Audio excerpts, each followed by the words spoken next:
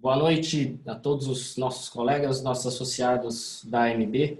É um prazer começarmos essa live hoje com nada mais, nada menos que Gustavo Cerbasi, um cara que dispensa apresentações, e até por conta disso eu não vou te apresentar tanto, Gustavo. Eu vou pedir para que você se apresente por dois motivos. Um, porque realmente dispensa apresentações, acho que ninguém daqui não te conhece ainda, ou não leu seus livros. E segundo, porque há tanta coisa no seu currículo que eu prefiro que você mesmo fale, né? O Gustavo é um especialista em inteligência financeira, tem um curso de inteligência financeira dele, já escreveu vários livros, mas esses dados eu prefiro que você mesmo fale, Gustavo. Seja bem-vindo à nossa associação, os nossos colegas aqui, um grupo de juízes interessados em educação financeira, em investimentos, e não só isso, em planejamento financeiro como um todo.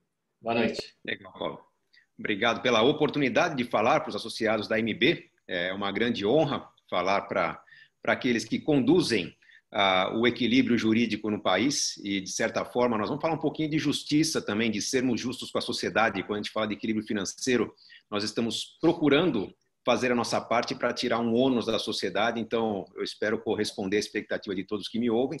Hoje, com o clima ajudando, peço desculpas pela instabilidade climática que obrigou a gente transferir de ontem para hoje o nosso papo, mas com relação ao meu currículo, publicamente, se vocês pesquisarem, eu vou falar do especialista em inteligência financeira, 16 livros escritos, um dos livros virou filme, best-seller, até que a sorte não se... best-seller, não, líder de bilheteria em 2012, até que a sorte não separe, primeira trilogia do cinema nacional.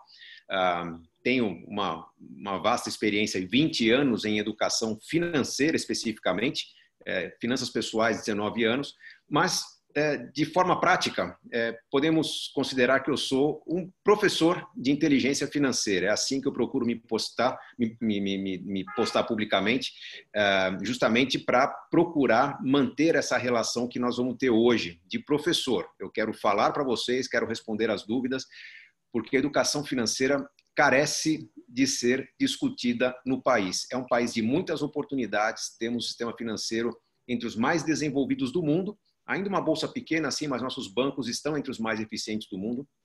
Mas falta a nossa população média saber explorar bem os bons serviços financeiros. É para isso que serve a educação financeira em primeiro lugar, e a consequência disso é construirmos um futuro melhor. Em primeiro lugar, para quem planeja, como consequência disso para a sociedade como um todo, porque nós sabemos que uma sociedade com futuro mal planejado custa muito caro para o governo, custa muito caro em subsídios, em assistência, e a educação financeira, de certa forma, faz o seu papel de aliviar a carga do governo numa visão de longo prazo. E demoramos para ter educação financeira nas nossas grades curriculares, né? Agora que tem chegado, acho que 2017, 2018, que começou, e não como uma matéria específica, né, mas incluída em outras matérias. E infelizmente, né, nós da nossa geração, enfim, qualquer um que seja juiz hoje não teve isso na escola, né? Isso é mais recente. E por conta disso que houve essa demanda, né, dos nossos associados, dos colegas juízes do Brasil inteiro, para que a gente fizesse, para que houvesse realmente uma diretoria que cuidasse e auxiliasse de alguma forma, né, orientasse os colegas sobre educação financeira, sobre planejamento financeiro. Eu me sinto muito feliz, Paulo, de ter hoje, oficialmente, a educação financeira faz parte do currículo escolar a partir desse ano, 2020. Ela nasceu como discussão em 2011, ela realmente foi adotada, quando você falou, nessa virada 2016 para 2017, foi quando as escolas particulares começaram a adotar em larga escala, algumas escolas públicas também, mas oficialmente, formalmente, na Base Nacional Comum Curricular, a educação financeira hoje está em todas as escolas do Brasil. Os pais de filhos pequenos não vão encontrar disciplina educação financeira porque a Base Nacional Comum Curricular propõe que seja um módulo transversal, que existam conteúdos de português, conteúdos de matemática, conteúdos de química, física, todos relacionados à educação financeira para serem abordados como parte do cotidiano. Eu preciso saber fazer compras, preciso saber investir, mas eu preciso saber ler contratos também. Eu preciso não cair em armadilhas de linguagens vendedoras, de cláusulas pouco detalhadas, enfim, a interpretação é parte da educação financeira, então por isso que está em todas as matérias hoje. Perfeito. Bom, Cerbasi, o seu público hoje é de juízes, estão todos servidores públicos, né, de sentido amplo aí. com certa estabilidade financeira, a gente sabe exatamente quanto a gente vai receber no mês que vem, mas, por outro lado, sem que a gente tenha nenhuma perspectiva de repente, ter um ganho excepcional em um determinado momento, nós somos proibidos de ter atividades, outras atividades. Claro que a gente pode escrever um livro, a gente pode, né, dar aula, mas temos muitas restrições. Então, de certa forma, nós temos essa estabilidade, nos favorece, né? Por outro lado, o fato de a gente, né, tá sempre ali naquele limite não nos permite também ter muito mais do que aquilo. E hoje nós temos colegas que estão em regimes de previdência diferenciados, né, desde os mais antigos, com aposentadoria integral, até os mais novos que estão no regime geral de previdência. Então, assim, pensando em um planejamento financeiro nessas características, o que você considera como premissas básicas para a gente fazer um planejamento, para a gente pensar nisso como algo que realmente a gente deva se dedicar, aprender e acima de tudo, aplicar?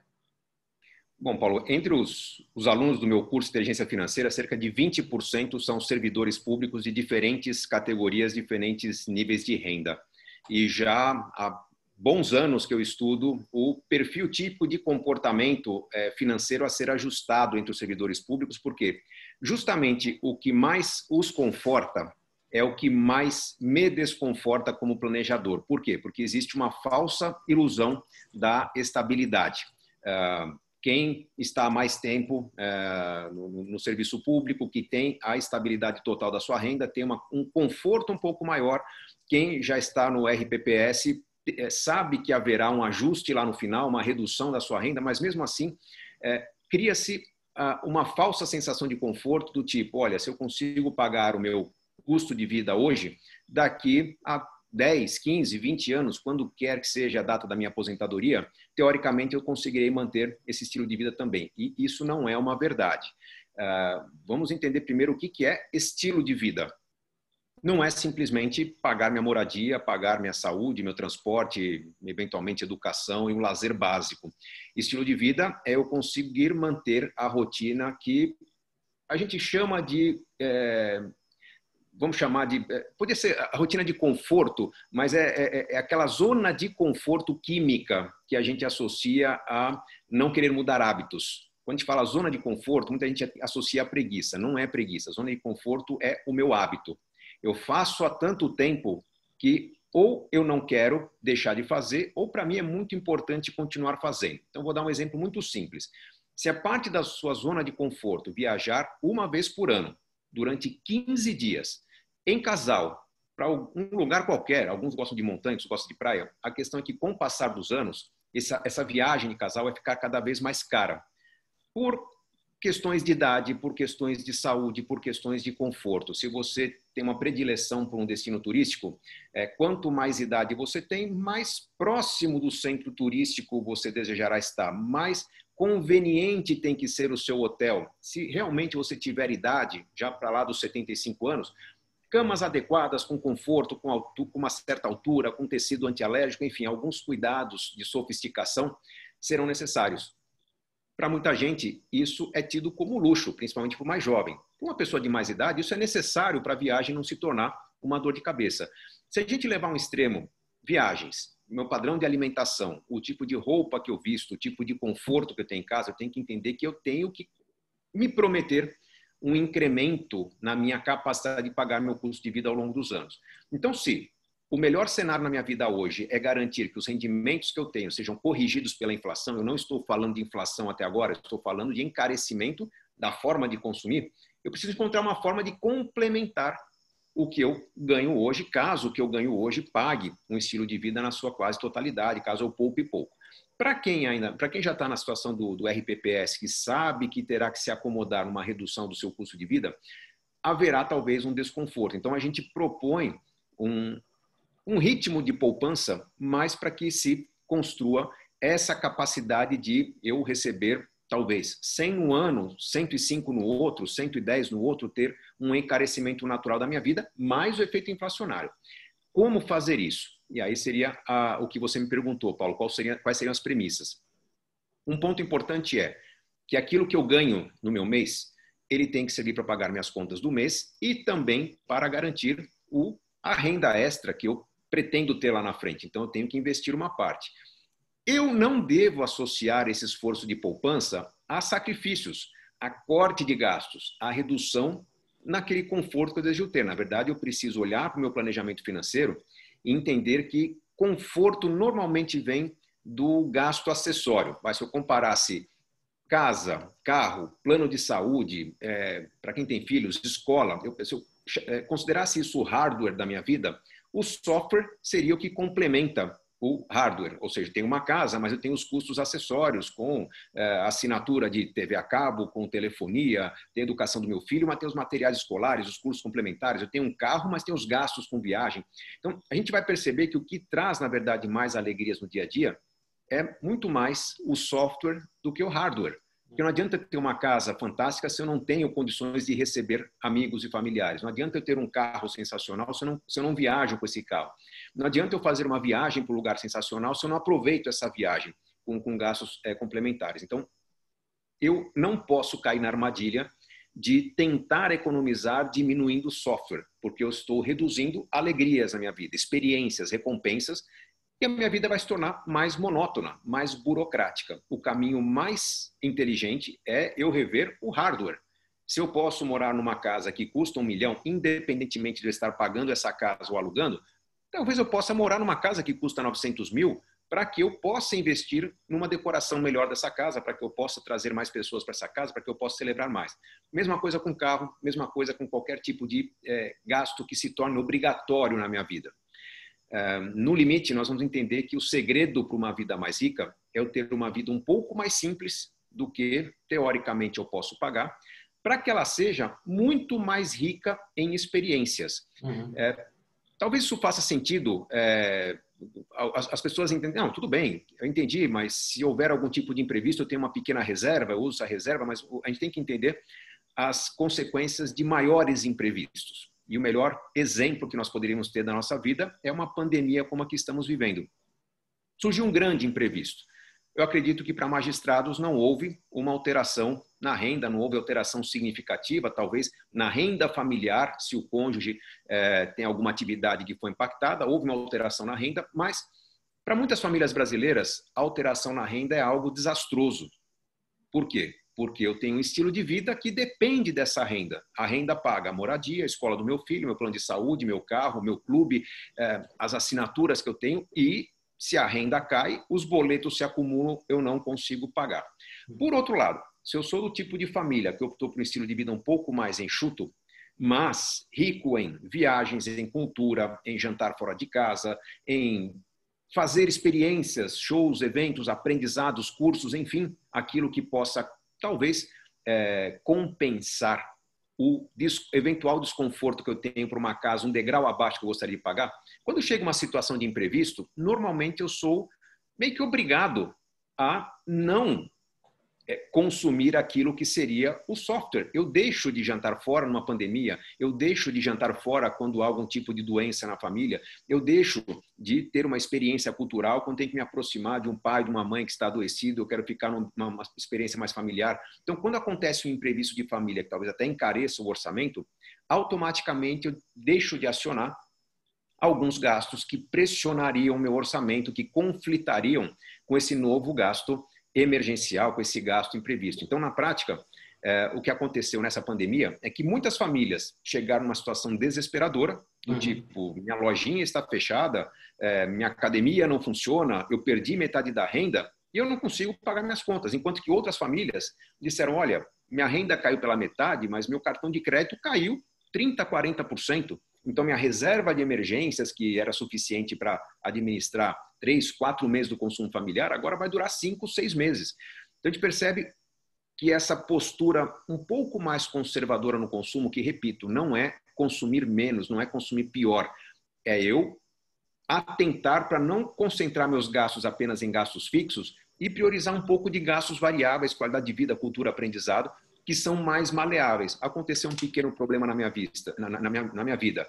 Um acidente de carro, tem que acionar uma franquia, por exemplo, eu simplesmente cancelo a viagem que eu ia fazer no próximo fim de semana, deixo para daqui a 2 meses. Então, esse gasto variável, que eu normalmente pago à vista ou pago em poucas prestações, é muito importante estar presente no nosso orçamento, para que a gente não olhe para o orçamento doméstico e veja só compromisso, compromisso, compromisso, compromisso, totalmente engessado pelos próximos 6, 9 meses. Então, é uma premissa muito importante para aí, sim, combinar com a ideia da formação de poupança. Se o meu orçamento é montado de maneira a fazer uma conta do quanto eu tenho que poupar por mês. Puxa, que ótimo que eu sou servidor público, eu preciso poupar muito menos do que o trabalhador médio que não vai ter um amparo como o que eu terei na minha aposentadoria. Então, eu tenho que poupar uma parte menor do meu orçamento, talvez 4%, talvez 5% da minha renda, mas, além dessa poupança, eu tenho que ter um gasto de qualidade de vida e com o que sobra eu vou modelar minha vida de uma maneira um pouco mais enxuta do que eu faria se eu não colocasse essa ordem de escolhas. Investimento primeiro, qualidade de vida em segundo lugar e então, com o que sobra, o estilo de vida que eu posso pagar. Normalmente, o que a gente vê nas famílias são a situação de modelar o estilo de vida, contar com uma renda extra no fim do ano, um 13º, uma bonificação para férias, para um lazer, para um investimento. O ideal é inverter a ordem das escolhas. Isso é muito comum, até principalmente, como eu disse, né, no pessoal mais antigo que entrou na carreira pensando numa aposentadoria integral, que acha que não precisa se preocupar com a aposentadoria, porque ele já tem a aposentadoria ali garantida no valor, né, no mesmo valor de quem está nativo. E eu mesmo, assim, demorei para começar, né, a entender isso. Eu entrei como funcionário do tribunal ainda em 1995, então 25 anos atrás. E a ideia era essa, falou, bom, eu entrei com uma aposentadoria integral, né, a reforma que veio depois, em 2003, ele já não me atingiu, eu falei, então agora eu estou tranquilo, né, não tenho que me preocupar tanto com a minha aposentadoria. E um pouco depois eu já comecei a pensar que não é bem assim, né, e é o que você falou, porque ainda mais o servidor público, né, nós somos massacrados aí pela mídia, pelo governo, nós não temos reajustes pela inflação, então além do aumento de gastos que a gente tem, você falou de uma viagem, mas a gente sabe que plano de saúde aumenta, quem tem seguro de vida aumenta ou fica inviável pagar, despesas, principalmente com medicamentos. Então, além da inflação, ainda tem todos os gastos que a velhice nos traz a mais. E quando a gente pensa somente naquilo que o jovem, né, na carreira ganha, vou ganhar a mesma coisa, ok, é uma situação confortável, sem dúvida, é uma aposentadoria confortável comparado com quem está no regime geral, mas a gente não pode só contar com isso, né? Até porque a gente não sabe se daqui 20, 30 anos o Estado vai ter condições de nos manter, né? Se exatamente o não reajuste junto com a inflação não vai causar uma redução significativa do nosso poder de compra em 20, 30 anos, daqui a pouco a gente está recebendo muito menos do que recebe hoje, né? E até quem está na ativa, jovem, talvez tenha dificuldade de se manter, e muitos hoje, quem tem filhos nas escolas, a gente recebe esse feedback de vários colegas, já estão com dificuldade. Então a gente realmente tem que pensar, mesmo os mais antigos, a gente tem que pensar nisso, né? E quem está no regime já de receber INSS, o teto do INSS, mais ainda, né, se precaver aí para se preparar e ter. E aí entra essa questão da ordem de prioridade, né? Tem um conceito básico, Paulo, em qualquer estratégia de investimentos, tá?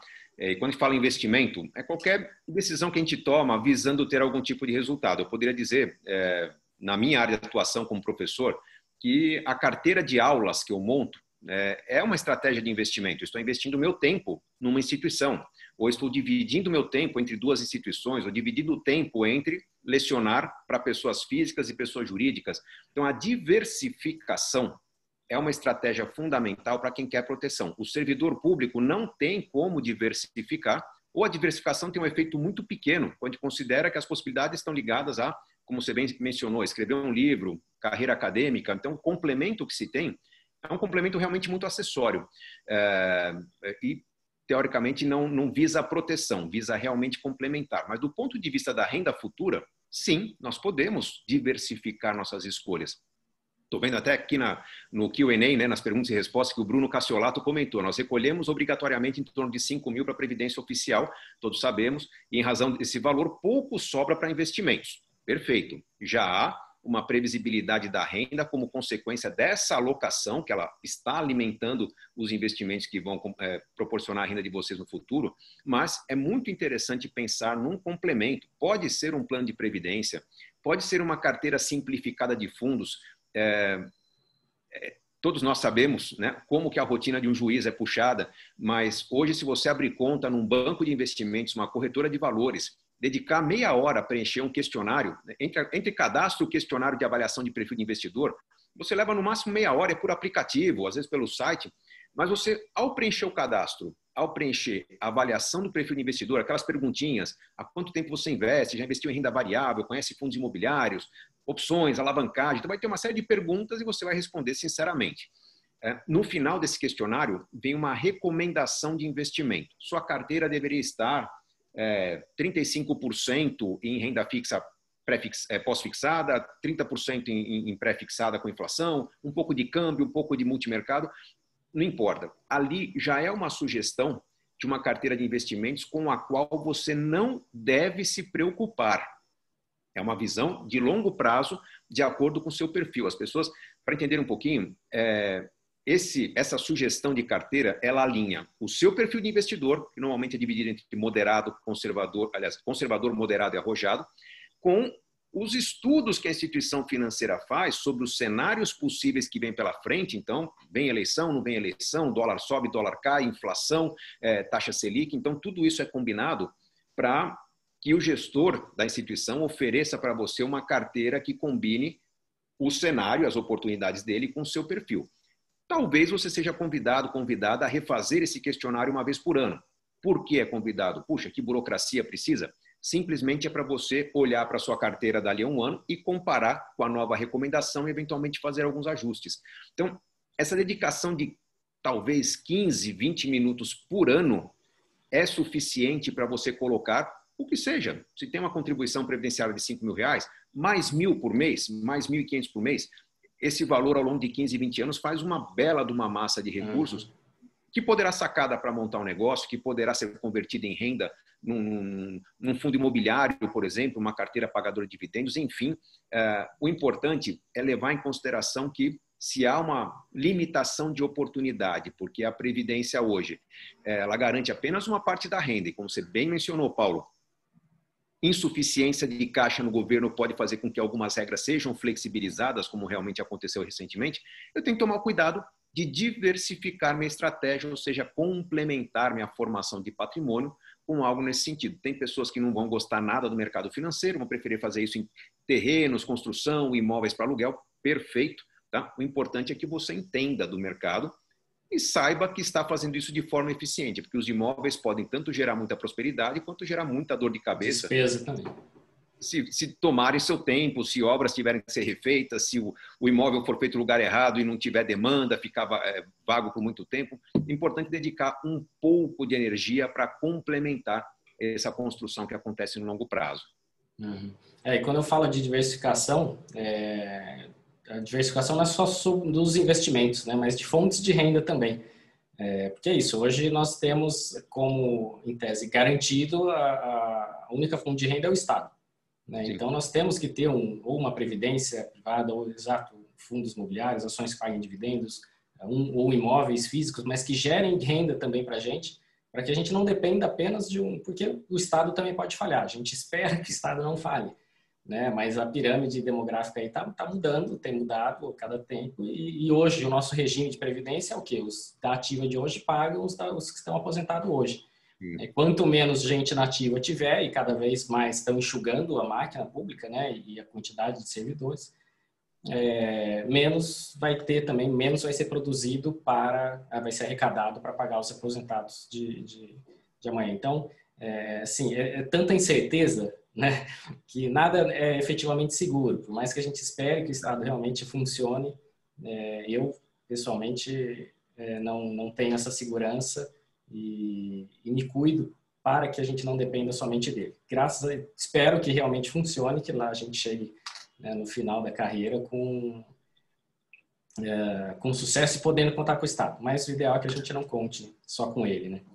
Essa questão do futuro ser incerto é muito legal de ser discutida, Paulo, porque não tem como ser certo. Tá? O futuro depende de governantes, o futuro depende da minha saúde, o futuro depende do equilíbrio familiar. Eu posso estar com o meu núcleo familiar muito bem, mas alguém da minha família pode ter algum tipo de problema, alguém que é muito próximo pode demandar enfim, a minha ajuda. Então, o meu futuro, ele tem incertezas. Então, a gente faz um planejamento com uma série de ferramentas racionais, orçamento doméstico, cálculos, simulando quanto que eu vou ter daqui a 10 anos, daqui a 15 anos, daqui a 20 anos. Uma escolha, toda a matemática da carteira de investimentos para trazer uma aproximação do que eu quero para o futuro. Eu tenho uma reflexão que meus seguidores gostam muito, meus seguidores, meus alunos, vi também que a Maria Heloísa Soares comentou aqui na caixinha.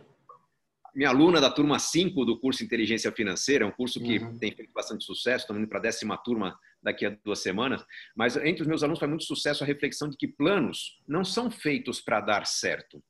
Se eu planejo uma renda complementar para o meu futuro, imagine que eu vou me aposentar daqui a 10 ou 12 anos. Se eu daqui a 10 ou 12 anos chegar naquela data de aposentadoria exatamente como eu planejei, alguma coisa deu muito errado. Eu alcancei o resultado que eu imaginei que iria alcançar com o conhecimento que eu tinha 12 anos antes. Será que eu não parei em nenhum momento para rever como estão os investimentos, para tentar entender se a minha carteira de investimentos pode ou não pode ser melhorada, se o meu perfil está adequado ou não, se um aprendizado que eu tive ao ler um livro não permitiu que o meu perfil fosse de conservador para moderado? Então, a gente faz um planejamento e eu faço a brincadeira com números extremos no meu curso, falando, olha, bem no meio do meu curso, eu convido meus alunos a fazerem simulações paralelas.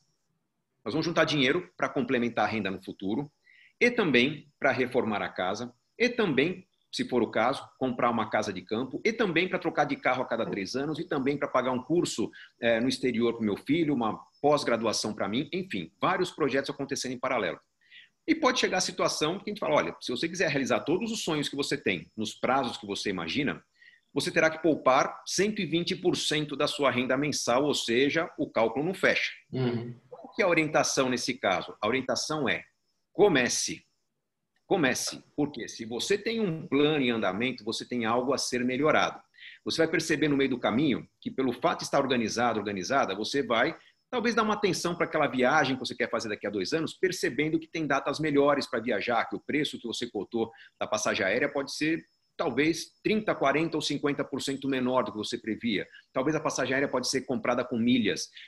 Talvez aquela rentabilidade que você projetou, o 0,20% ao mês, menos que isso até que a gente consegue na renda fixa, talvez você consiga quase que dobrar essa rentabilidade num fundo imobiliário, alguma coisa adequada para médio prazo.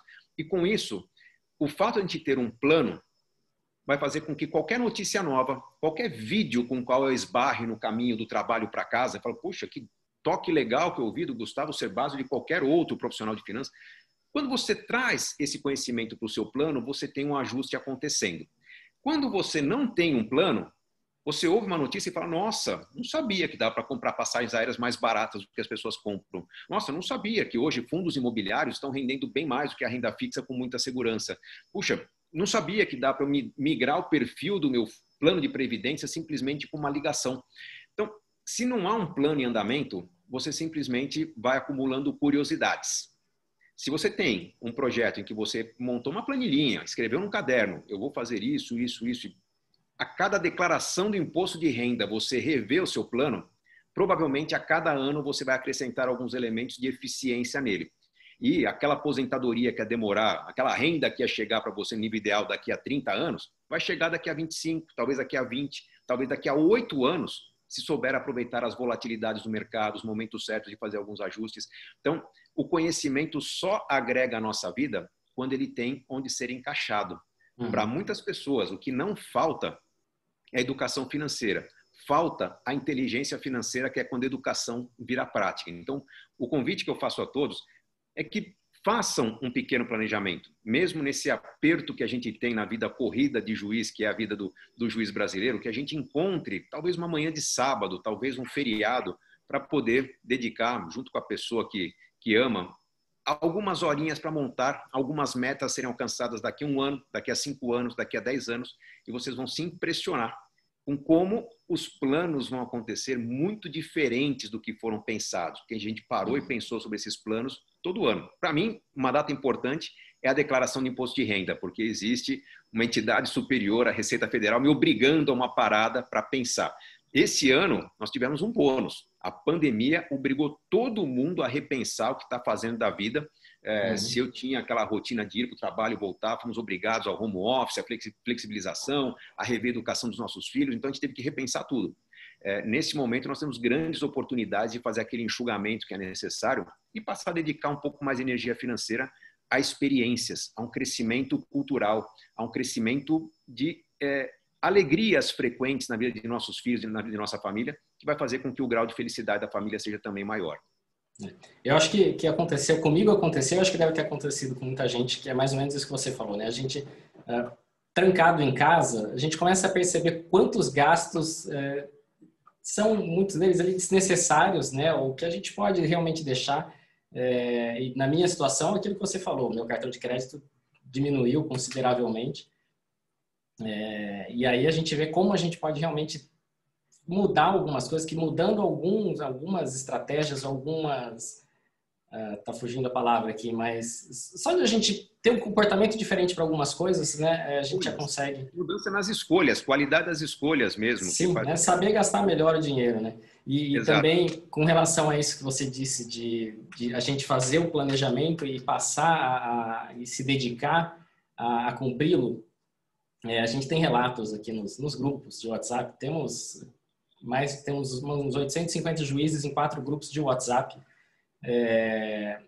que falando só sobre investimentos, né? E é comum a gente ver um relato do tipo, nossa, antes eu passei na loja, vi uma bolsa, mas eu calculei quantas ações de determinada empresa eu conseguiria comprar e desisti da bolsa. Então, quando a gente tem algum planejamento, a gente percebe que o nosso dinheiro nem sempre precisa ir para aquela bolsa. Estou usando o exemplo de uma bolsa, porque eu lembrei de um caso que foi uma moça que falou no grupo. Não, mas tem tanta coisa que a gente pode substituir, né, por investimentos. E se a gente fizer esse planejamento, a gente vai calcular. Antes de gastar, a gente vai pensar, se eu não fizer esse gasto, eu vou chegar mais rápido, vou atingir primeiro a minha meta, né, antes da minha meta, antes do que eu planejar. Então, é uma mudança de conceito, de forma de pensar e de agir, né? Uma coisa, automaticamente, quando a gente muda o nosso pensamento, automaticamente a gente começa a agir de forma diferente. Tem alguns programas de televisão de pessoas que são obcecadas por poupança, né? Que, enfim, deixam de acender luzes em diferentes cômodos, todo mundo tem que ficar na sala num único momento para economizar. Tem gente que, enfim, faz a manicure em casa porque fora é mais caro e lava o próprio carro porque, enfim, não quer gastar o dinheiro. São atitudes saudáveis, mas se aquilo está tirando um tempo, uma atenção para o seu filho, se aquilo está tirando um tempo para o relacionamento, tem que repensar, entender o custo-benefício de algumas decisões. No limite, se eu for tirar todos os gastos da minha vida, eu posso pensar em tirar até o papel higiênico de casa, limpar com água, que na prática eu vou ter muito dinheiro lá na frente, mas uma vida de pouco conforto. A questão é como encontrar o equilíbrio. O equilíbrio, ele não está em economizar. O equilíbrio está em maximizar as experiências na minha vida.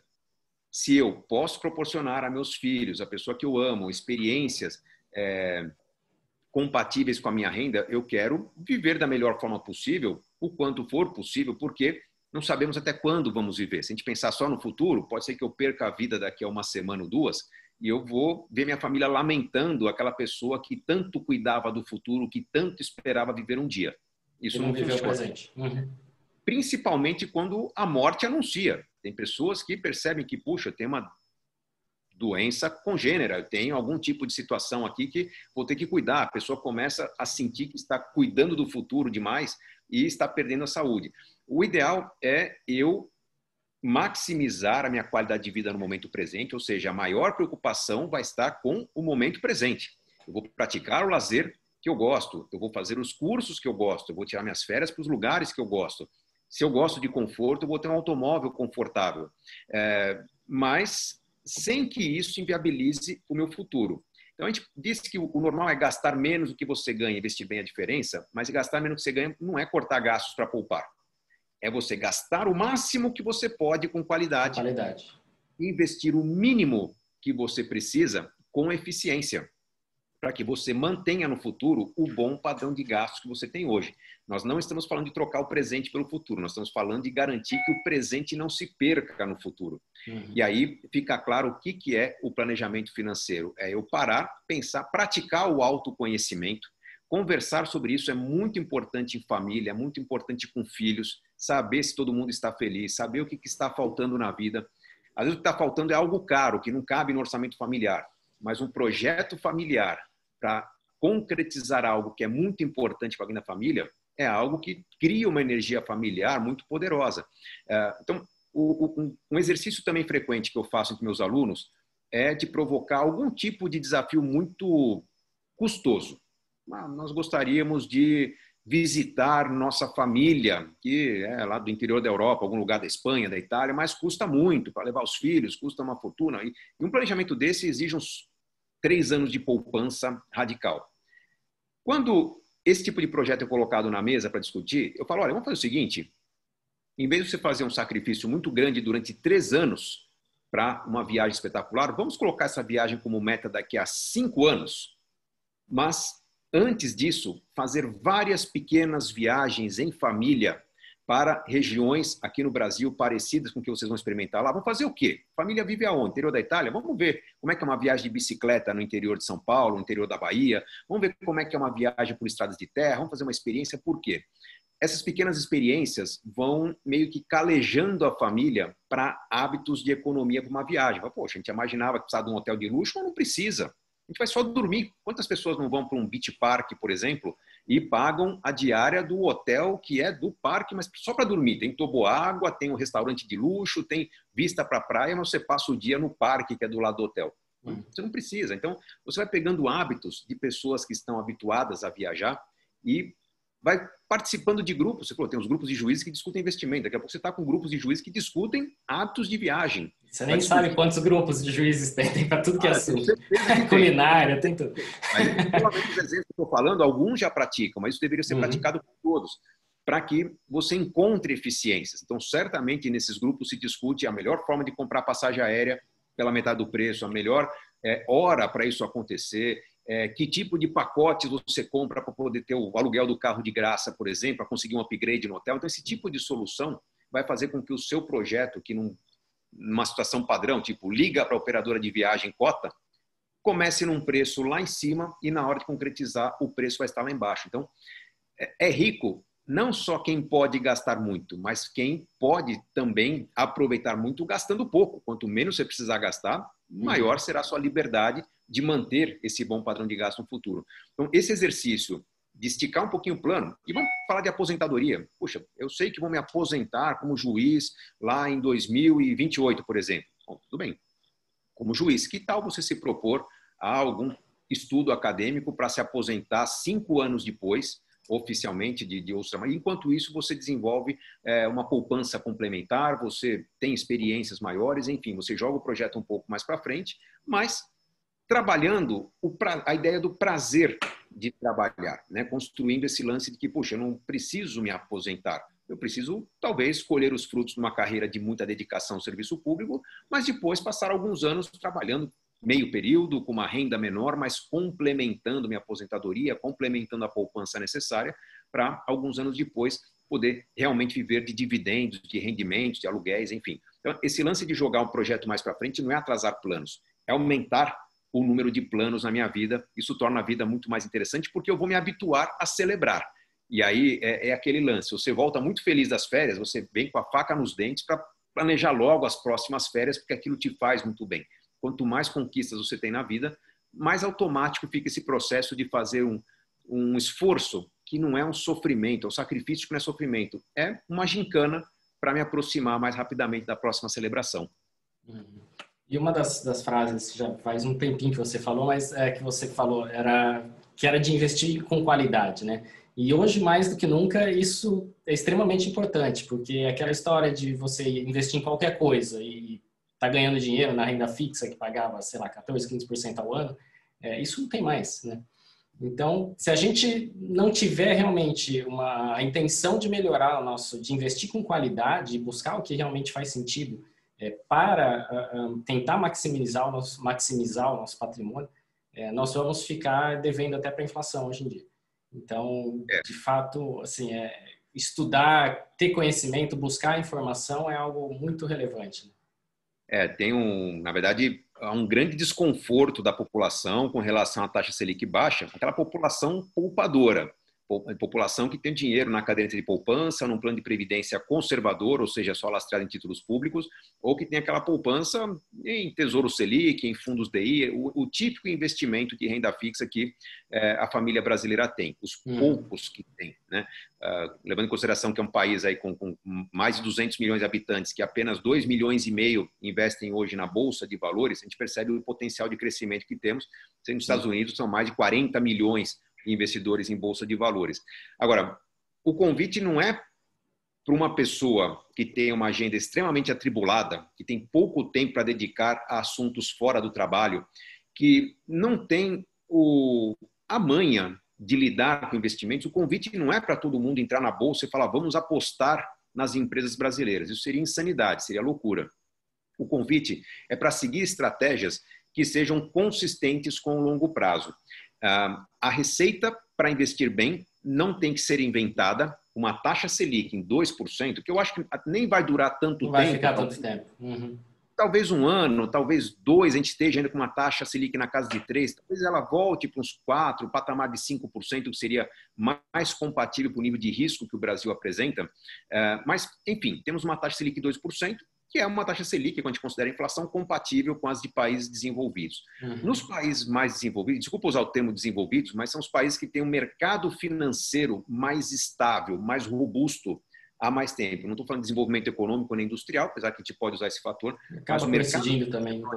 O mercado financeiro de Alemanha, Suíça, Japão, é um mercado em que a renda fixa, a parcela de renda fixa dos investimentos daqueles que têm reservas financeiras, não está em bonds, em títulos públicos, não está em savings account, né, ou depósitos a prazo, está em fundos que investem em ações de perfil conservador. O que são ações de perfil conservador? São ações de empresas concessionárias de serviços públicos que têm exclusividade ou monopólio durante 25, 30 anos, portos, aeroportos, ferrovias, rodovias, que têm uma certa previsibilidade de geração de caixa para remunerar esses fundos. Então, os fundos põem dinheiro nessas empresas, na forma de debêntures, de ações, e a remuneração vem como consequência da receita que as empresas têm no monopólio. Então, isso gera uma rentabilidade que não é generosa, 3, 4, 5% ao ano em alguns casos, e essa é a renda fixa que as pessoas fazem, ou seja, investimento em renda variável.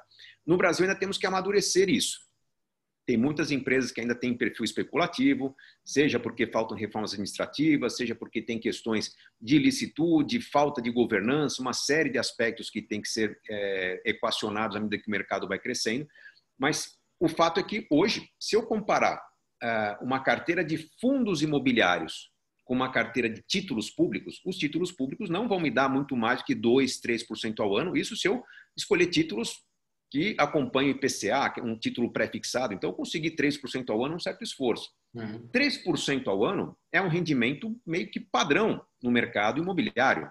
Você vai buscar um rendimento próximo a 0,4%, 0,5% ao mês. Lembrando que em fundos imobiliários o rendimento é isento de imposto de renda. Então, mesmo que haja uma grande oscilação na qualidade da carteira de um fundo imobiliário, dos ativos que estão lá, talvez meu rendimento caia de 0,4% para 0,38%, 0,35% ao mês. Bom, títulos públicos estão pagando 0,19%.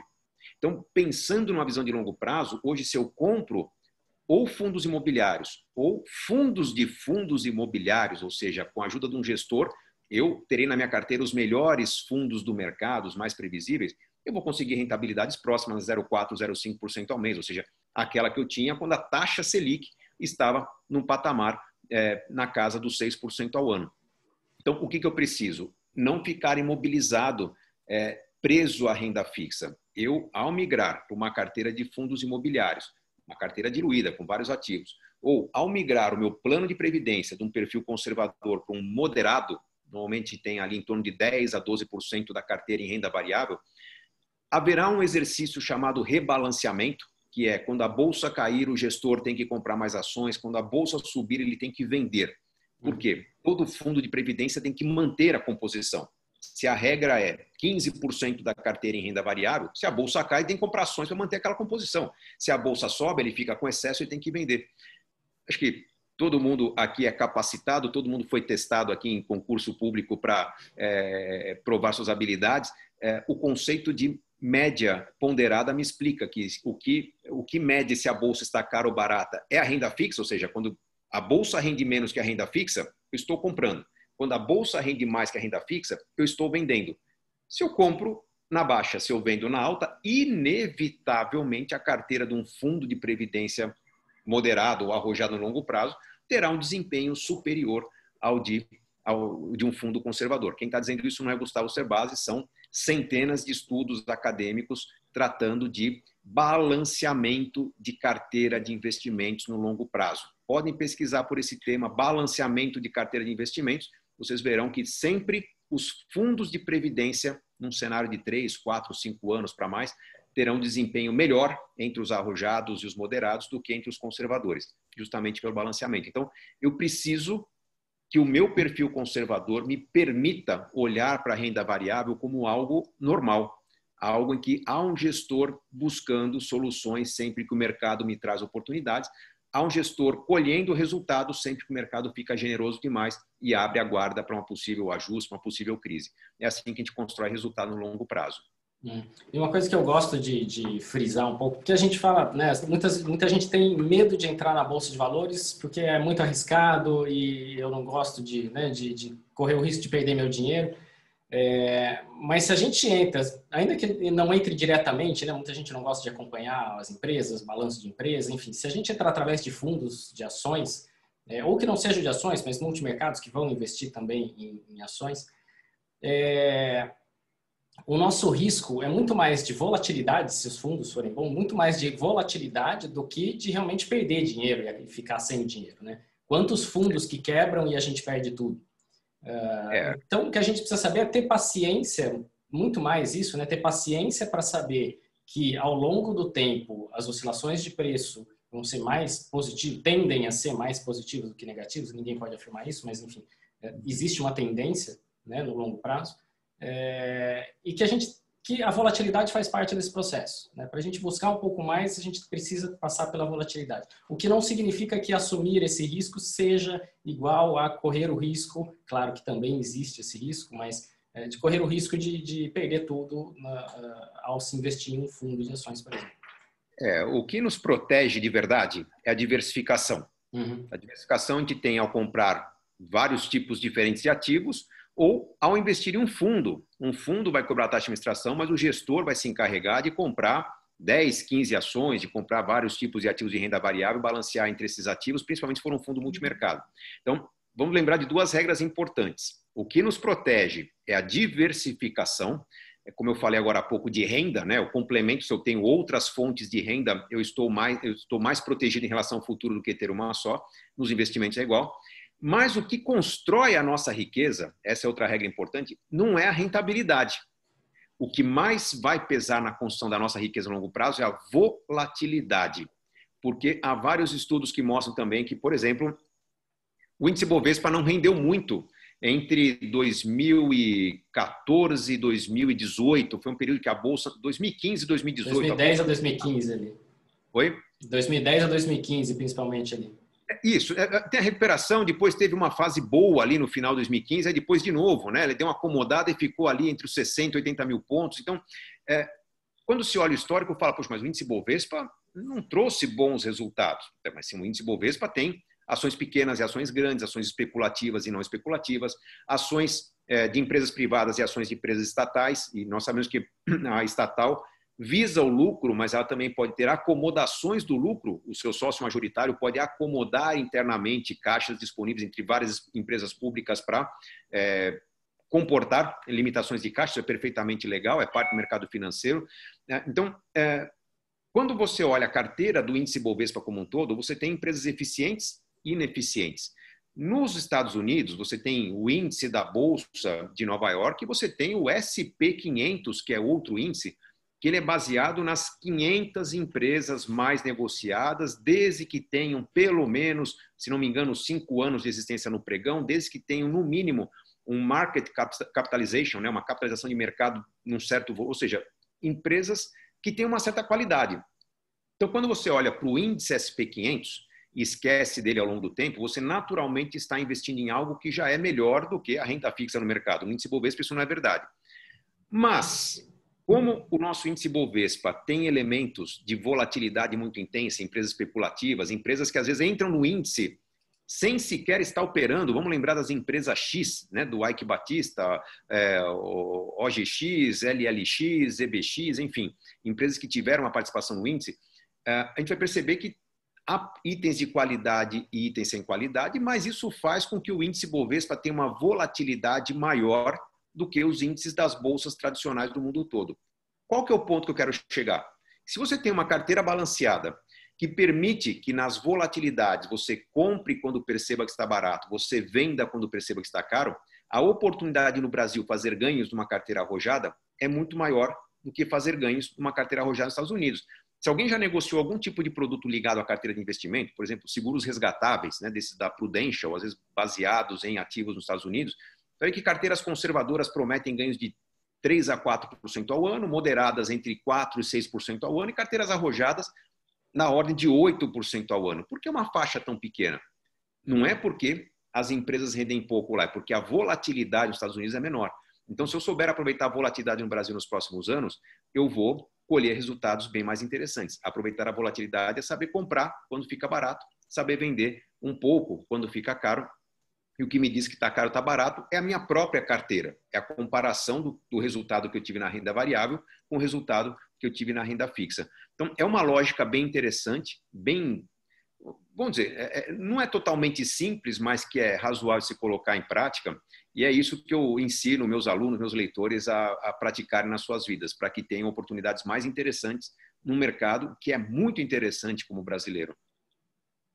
Dica de balanceamento de carteira do Gustavo. Gustavo, o tempo, a gente já não tem mais tanto tempo, queria passar aqui no bate-papo, a Caroline Pereira falou que é sua aluna do segundo curso, o Tiago falou que é da turma 9, que é o cara que insiste em descobrir suas atuais estratégias de investimento. Mandando um abraço para você. Maria de Fátima dizendo que você fala a língua dela, com gastos com prudência e bom senso, para construir um patrimônio razoável e termos alguma segurança e conforto, celebrar a vida e dar os parabéns aqui pela live. E no Q&A,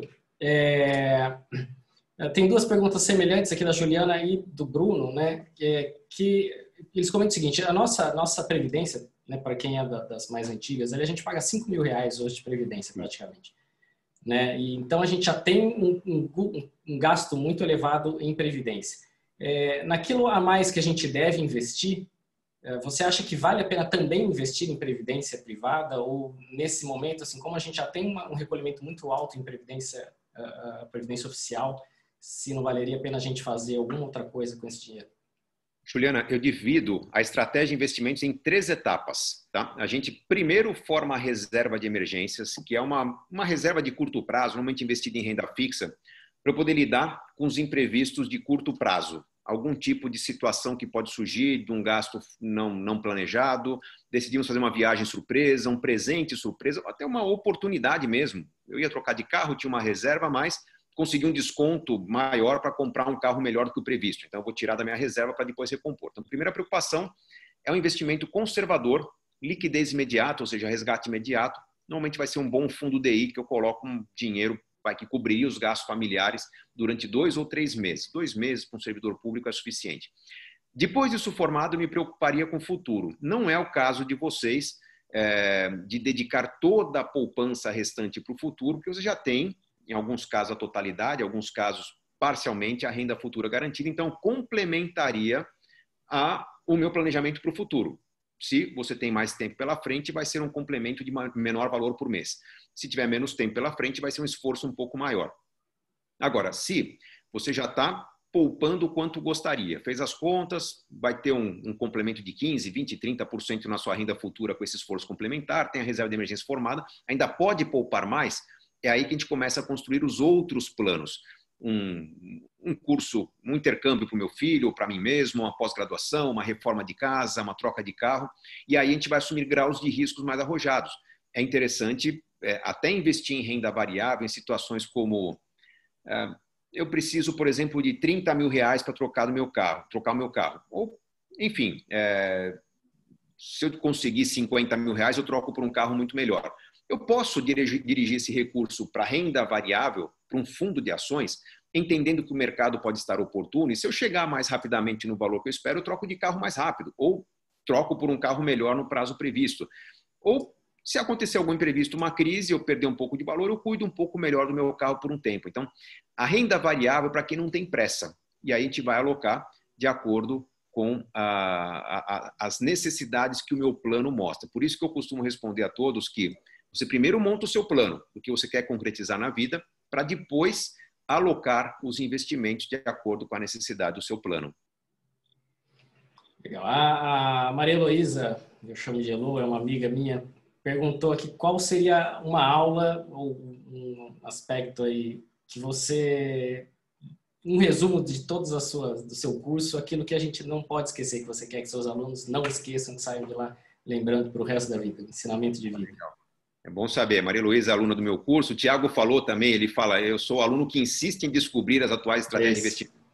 As pessoas às vezes não entendem, mas eu não conheço os meus alunos no meu curso. A gente convida os alunos a terem apelidos justamente para ter uma troca de perguntas e respostas, em que eu vejo que todos os demais alunos vêm também, porque o curso é para que todos interajam entre si sem se expor demais. Eu não sei entre meus alunos quem que é juiz, quem que é militar, quem que é aviador, enfim, por isso que é legal conhecer os nomes aqui pessoalmente. Mas o que nunca se pode esquecer, que o fundamental é a qualidade nas escolhas. A gente não pode fazer um planejamento para ter uma vida rica no futuro. A gente não pode pensar em trabalhar arduamente durante 30 anos para tentar aproveitar os netos no futuro. Principalmente porque isso pode não acontecer. O meu relacionamento pode falhar antes disso. As pessoas podem não aguentar uma rotina muito intensa. A minha saúde pode não aguentar. E é muito triste quando a gente está conversando com famílias, com herdeiros, a gente lidar com situações do tipo, puxa, ele pensava tanto, ela pensava tanto em aproveitar o futuro e olha, foi antes do que imaginava. Então a gente tem que pensar em ter uma vida rica. Então um elemento chave, a palavra-chave é equilíbrio. É eu cuidar da melhor forma que eu posso do meu presente, sabendo da dedicação que é a carreira pública, do quanto a missão nos chama, mas saber ter os períodos de compensação. Férias são importantes, finais de semana são importantes. Às vezes, alguns projetos demandam que a gente fique feriados, finais de semana dedicados a uma informatização, enfim, uma faxina de fila de projetos aí no trabalho, mas a gente sabe que depois desses períodos tem que ter uma compensação para que a família entenda o processo de celebração. Se não houver essa celebração, em algum momento a parte mais fraca da relação vai sofrer e aí, às vezes, acabam casamentos, às vezes filhos se distanciam de forma definitiva dos pais, às vezes a saúde nos abandona. Então, se a gente souber cuidar do equilíbrio, esse é um ponto que eu convido todo mundo a aproveitar a pandemia, parar, refletir e levar isso em consideração.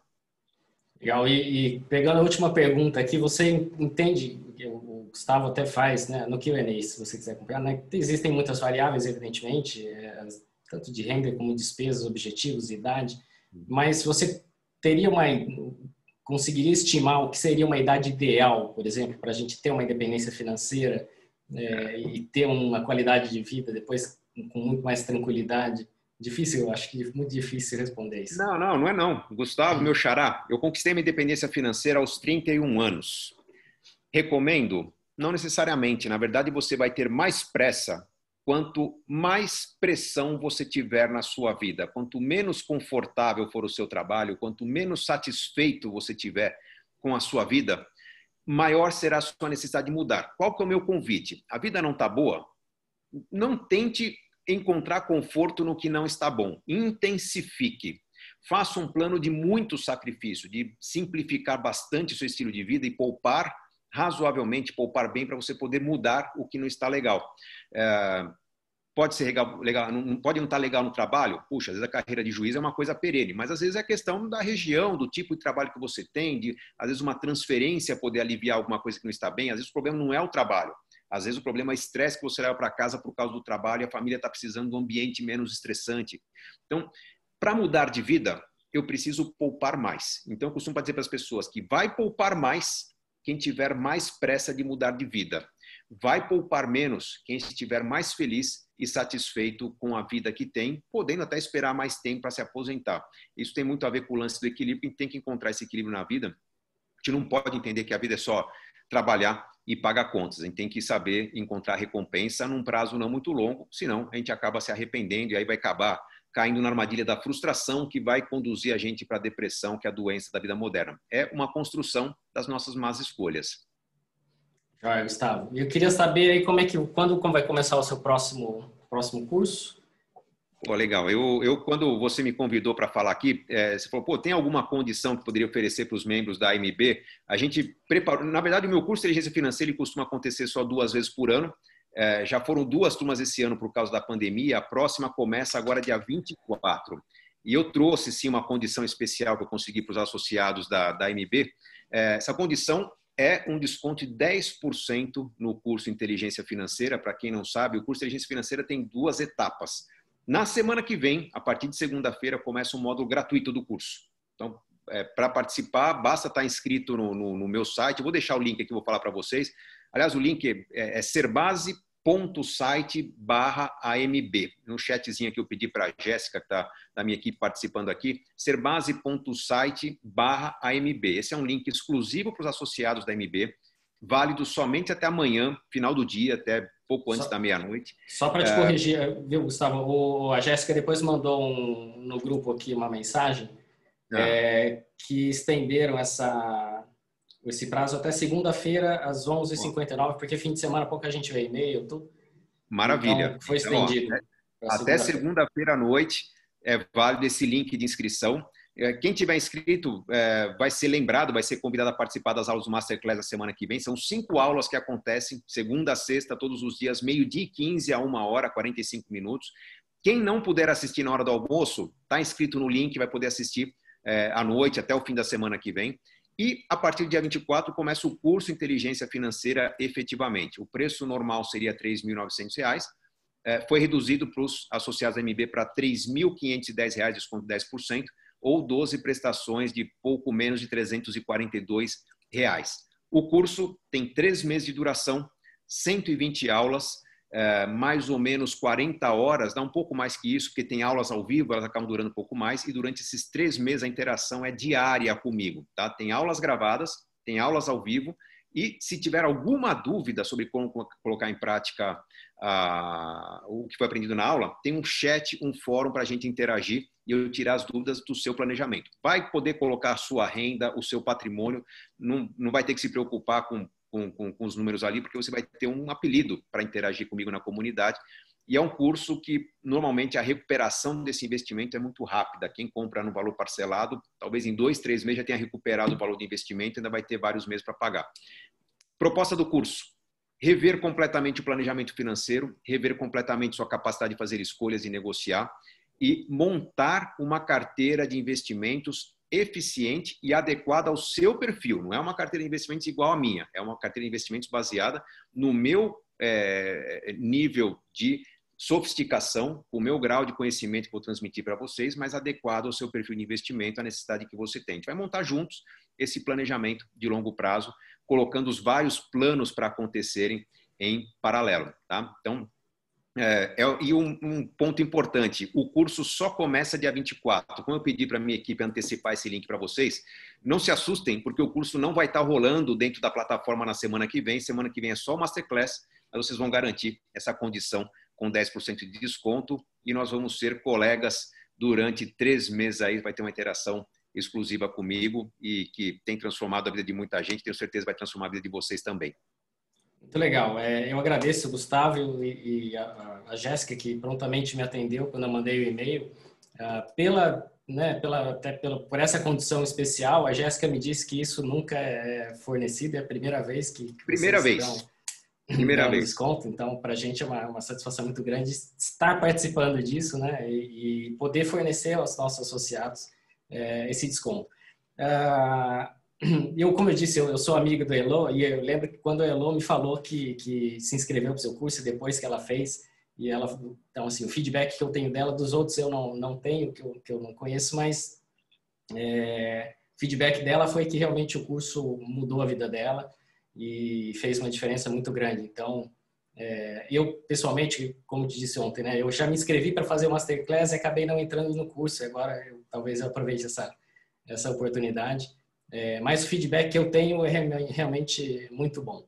Então, é uma Tem um oportunidade. elemento importante aqui, que a gente ainda vive esse cenário de pandemia. A gente ainda vive um cenário em que nossas famílias e as pessoas que prestam atenção no que acontece na nossa vida, para não falar a sociedade que nos cobra, eles estão numa condição de entender muito bem ajustes que estamos fazendo. Então, nós estamos muito mais propensos a fazer mudanças interessantes na nossa vida, nesse cenário em que tudo está todas as cartas estão na mesa, e é uma hora boa para reacomodar, a ponto de a transformação ser muito mais intensa nesse cenário que a gente está vivendo. No momento que a vida está corrida, que a economia está se recuperando, a gente não consegue ter aquela parada para reorganizar a família. E a família é um elemento importante no curso, porque todos serão convidados a entender essa gincana pela qual vocês participarão para os próximos 3 meses.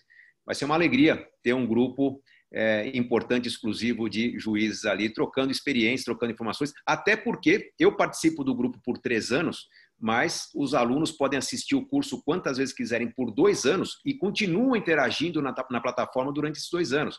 Então, existem grupos que são criados, carreira de servidor público é um tema que é debatido ali, aquilo gera um aprofundamento do assunto que vai no detalhe, tá? O meu regime geral de previdência social, no meu estado tem uma particularidade, quem é do estado, troca-se muita experiência para que a solução seja adequada à necessidade individual de cada um. Tanto que eu tenho alunos do mundo inteiro participando do curso e tem grupos dos vários países que discutem particularidades de investimento de cada país. É bem interessante, bem rico, porque todo mundo participa das discussões dos outros. Muito legal. Eu peço para a Jéssica, se ela puder, tem uma pergunta no bate-papo e uma da própria Elo e outra da Cristiane. Se você puder responder para ela, Jéssica, tá? E no bate-papo a Jéssica colocou, então, o link ali, serbase.site/mb, para quem quiser aproveitar esse desconto de 10%, essa condição que eles estão nos oferecendo, até o dia 17, 23 horas e 59 minutos. E o curso começa dia 24, né, Gustavo? Exatamente. Dia 24 começa o curso. Durante 3 meses a interação comigo é diária. E, final de semana, feriado, é uma dedicação intensa aí para transformar a vida das pessoas, porque é muito gratificante, professor, ver o quanto que as pessoas saem, às vezes, de uma situação de descrença, né? Não, eu já tenho uma vida confortável, eu quero só um detalhe de melhoria no futuro. É impressionante ver como esses 3 meses revolucionam muitas coisas a ponto de propiciar muitas conquistas na vida das pessoas nesse período. Então, preparem-se para grandes transformações nos próximos 3 meses. Será uma aventura interessante. Legal, muito obrigado. A Jéssica colocou um e-mail aqui também, alunos@maisdinheiro.com.br, acho que para responder a pergunta da Elo. Gustavo, da Elo, exatamente. Obrigado mais uma vez por você conceder uma parte do seu tempo aqui para a gente, para receber. Infelizmente não deu certo ontem, mas né, todo mundo compreendeu aqui, a gente sabe que essas coisas acontecem.